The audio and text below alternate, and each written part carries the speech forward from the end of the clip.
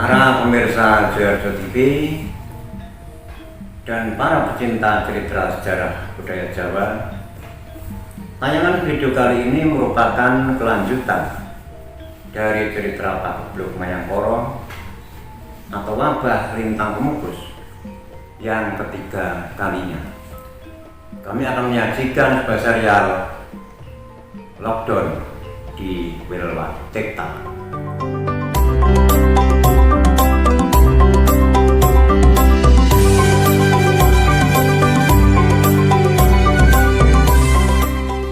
Mari kita ikuti jalan ceritanya, namun jangan lupa di subscribe, like and share, dan tulis komentar agar kita dapat menyajikan konten-konten yang lebih baik untuk tayangan berikutnya. Dalam video yang kedua diceritakan, dengan adanya amok wabah yang semakin merajalela, akhirnya Prabu Kertabumi mengambil keputusan bahwa upacara serada tidak dilaksanakan sebagaimana pada tahun-tahun sebelumnya. Dan sejak saat itu, segala bentuk kegiatan masyarakat Majapahit mulai dibatasi, bahkan ada sebagian kegiatan yang dikunci. Dengan diberlakukannya aturan pembatasan kegiatan, Kota Raja yang semula ramai berubah menjadi sepi. Suasana ibu kota Wilwatikta yang biasanya selalu hingar-bingar dengan segala ragam kesibukan, kini telah menjadi sunyi dan terasa seperti kota mati. Dalam suasana darurat bencana wabah, ibu kota Trenggolan yang tadinya gemerlap terang mendadak menjadi redup. Hanya terlihat remang-remang, tampak samar seperti bayang-bayang. Istana Wilwatikta yang megah dengan segala keagungan dan pesonanya, sebagaimana yang digambarkan oleh Empu Prapanca dalam bab kawin negara Kertagama, kini seakan rapuh dan layu tanpa wibawa. Pemandangan di kolam segaran yang airnya jernih melimpah tiba-tiba surut dan berubah menjadi keruh, diselimuti kabut pekat yang berbau nyengat. Kejadian ini seakan sebagai pertanda bahwa bencana wabah akan terus merajalela di mana-mana, dan Pagebluk telah menjelma menjadi lampor yang tak henti-hentinya menebar teror. Balai Agung Manguntur dan Balai Witana di depan istana terlihat suram dan tampak sepi. Tidak ada lagi pertemuan antara raja dan para menteri, kecuali hanya beberapa prajurit yang sedang berjaga bergantian setiap hari. Demikian pula di Balai Pasiban, tempat para pendeta, jangga, resi dan pipra serta para pejabat tinggi istana menghadap raja. Kini tempat itu menjadi kosong, terkunci tanpa penghuni. Para menteri dan anggota Dharma Putra serta pejabat Panca Wilwatikta yang terdiri dari Mapate, Demung, Kanuruhan, Rangga dan Temenggung untuk sementara waktu tidak diizinkan menghadap ke istana. Adapun segala perintah atau titah raja pada mereka dilakukan melalui perantara Caraka, ialah utusan penghubung antara raja dengan para pejabat. Setiap ruas jalan dan berbagai tempat sudut kota yang biasanya digunakan berkumpul masyarakat sekarang dijaga ketat oleh para prajurit untuk mencegah orang berlalu lalang dan melakukan kerumunan. Di Lawang Bentang sebagai pintu gerbang kota raja ditempatkan pasukan Majapahit dari Kesatuan Rananggana, sedangkan Kesatuan Prajurit Bayangkari ditugaskan untuk memperkuat pengamanan di sekitar Gapura Palawatra dan Gapura Utama yang menghubungkan lapangan Pasar Besar Wilatekta yang ada di sebelah timur Gapura Pramatra, di sisi selatan gerbang utama istana, dan setiap ruas jalan raya Simpang 4 yang membelah Kota Raja didirikan pos-pos pemeriksaan yang dijaga oleh para prajurit secara bergantian. Seluruh akses jalan keluar dan masuk istana yang terhubung dengan jalan raya menuju Tumapel, Daha, Japan, Kumitir, Wirasaba, dan wilayah lainnya ditutup secara total. Demikian pula jalan yang menuju Pelabuhan Canggu di timur laut Candi Brau ditutup dalam jangka waktu yang tidak tentu.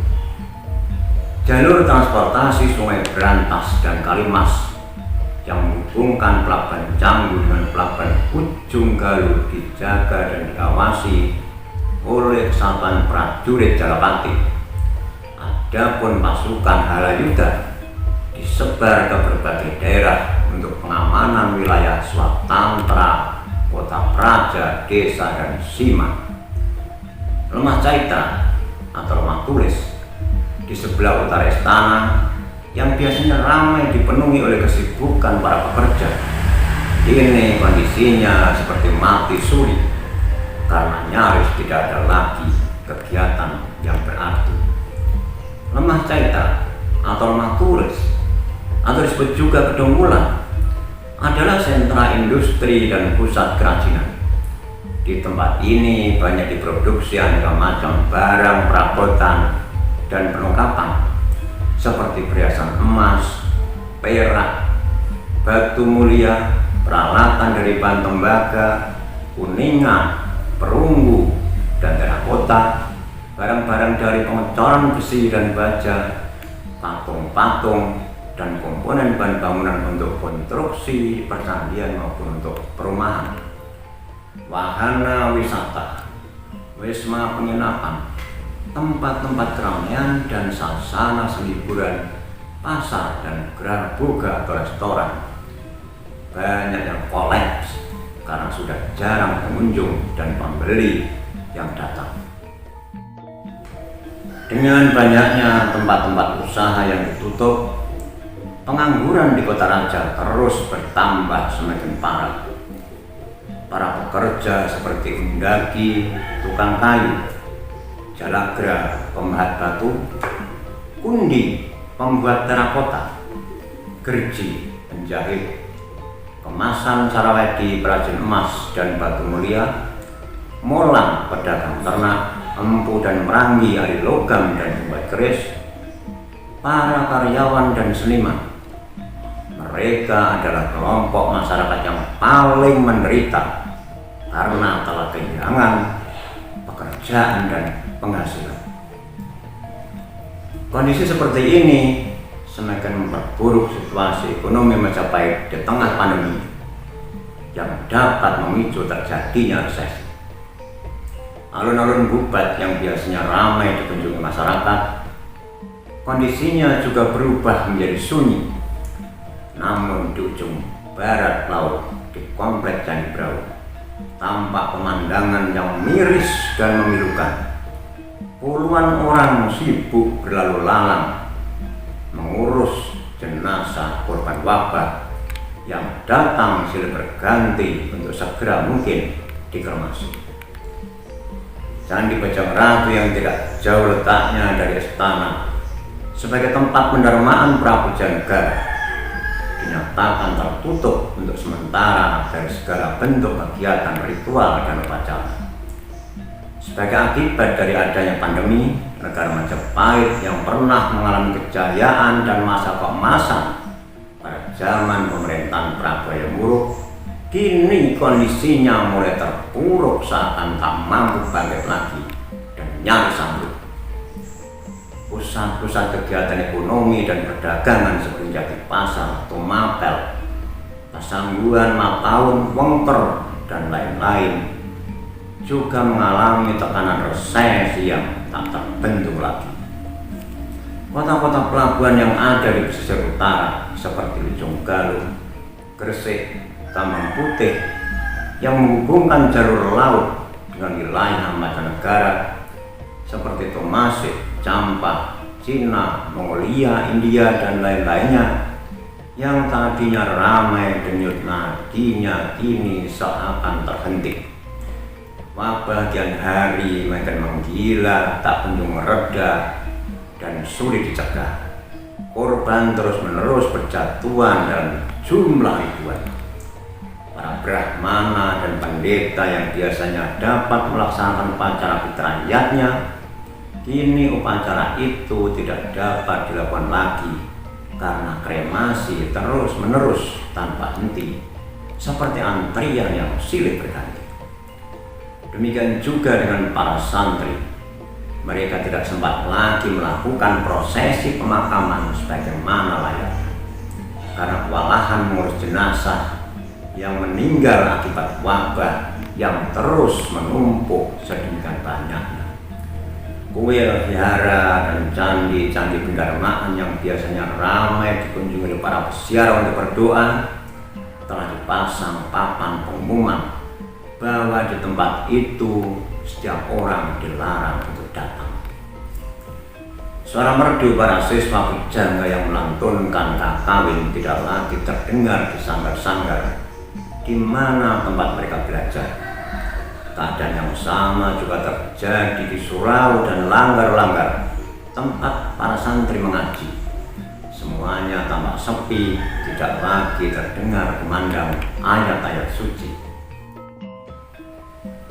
Dewi Dwarawati, permaisuri Prabu Kertabumi, merasa was-was dan gelisah atas kondisi pesantren Ampel Dento yang beliau dirikan bersama sang keponakan Syekh Ali Rahmatullah, putra dari Dewi Narawati, istri Ibrahim Asmarokondi. Kabar yang diterimanya bahwa di sana wabah juga sudah mulai merambah, tak terkecuali di pesantren Giri, Bonang, Kejagung, Kudus, dan Gelagawati. Di tengah situasi ketidakpastian tentang kapan amok pagebluk akan berakhir, maka pada tengah malam Sukra Umanis, bulan Waisaka, bertepatan pada musim Srawana Bhadrapada, Prabu Kertabumi dengan ditemani oleh Sabto Palon dan Oyogenggo keluar dari istana menuju arah timur Palembang Untur. Dipandanginya sebuah bangunan yang menjulang tinggi diapit oleh asrama Maharshi di sebelah selatan, sedangkan di utara kuil Buddha bersusun 3 yang puncaknya berukir indah. Bangunan yang diapit itu adalah Pahoman atau Sanggar Pamelengan, di mana sang Prabu akan melakukan samadhi puja bakti, memohon petunjuk kepada Siwa Buddha Loka langkah apa yang harus dilakukan untuk selanjutnya dalam mengatasi bencana wabah. Bagaimana cerita selanjutnya? Ikuti terus tayangan video yang akan datang. Terima kasih.